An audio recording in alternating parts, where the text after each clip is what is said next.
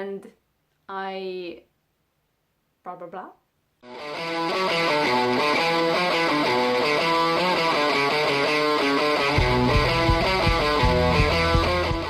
Hello Internet! Today I'm going to answer some questions. I was tagged by my friend, the Nerdy Book Nerd, link to her video, and it's a couple of Harry Potter questions, so I'll get right into that. First question, favorite book? I would say the third is my favorite. It's always been one of my favorite. I love Lupin, I love Sirius, I love everything that happens in that book, the plot as a whole. It's been so long since I read it now, so I can't like pinpoint everything, but it's in general my favorite book. Favorite movie is the fifth one, partly because up until the fifth one I sort of hate the movies. The first three are okay. I mean, the third one is... But the first two are okay, and the third one is and the fourth one I hate. It's just...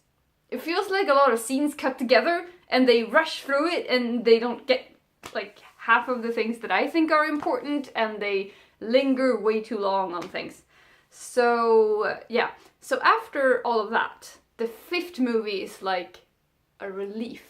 But it's also a really good movie. I mean, I love Slughorn in the sixth movie, and I love Harry's little thing. But, yeah. I'm trying to remember who's the... Oh, yeah. I forgot about Umbridge. But, yeah, I love the fifth movie. Least favorite book is... It's the second one. I don't know why, I just really don't like Hermione spending so long in the hospital wing, and I don't think I like the Polyjuice potion part, and I don't like Ginny being possessed, and yeah, and I hate Gilderoy Lockhart. So yeah, that's my least favorite book. I still love it, but it's not, yeah. I mean, I don't have to force myself to read it, but it's not great. Parts of the books / movies that made you cry. Oh god.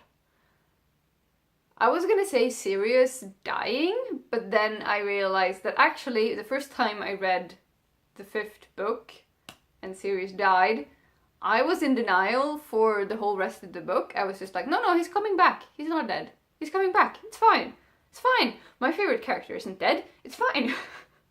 And then he didn't come back, and I was just like numb. And I didn't have anyone to talk about it with, so that was traumatic.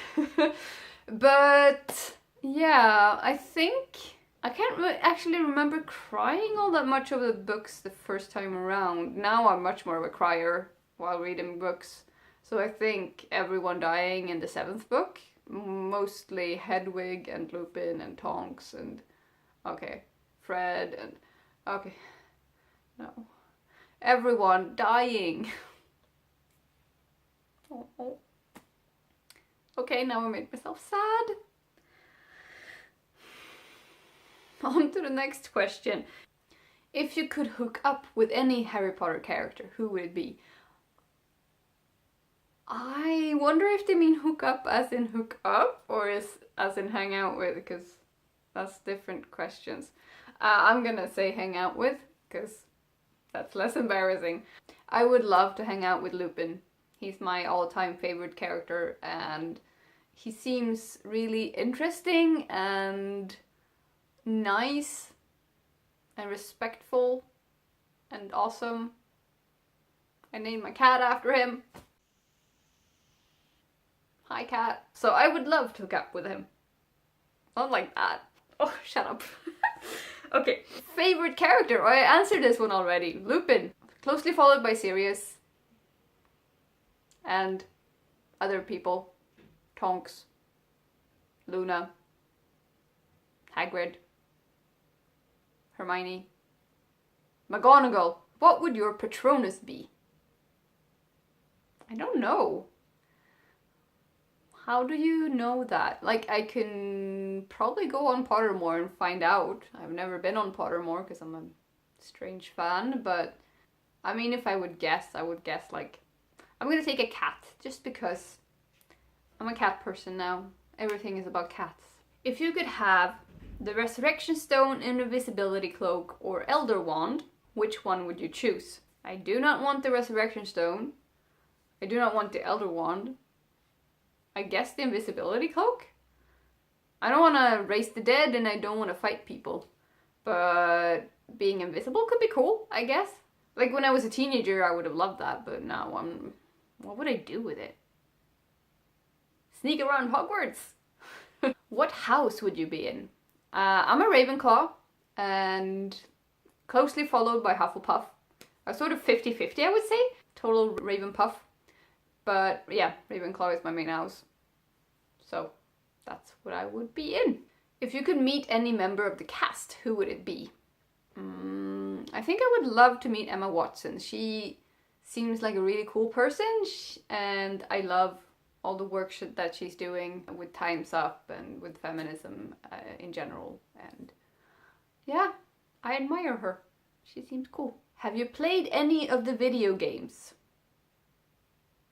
I played like one computer game back in the 90s or early 2000s.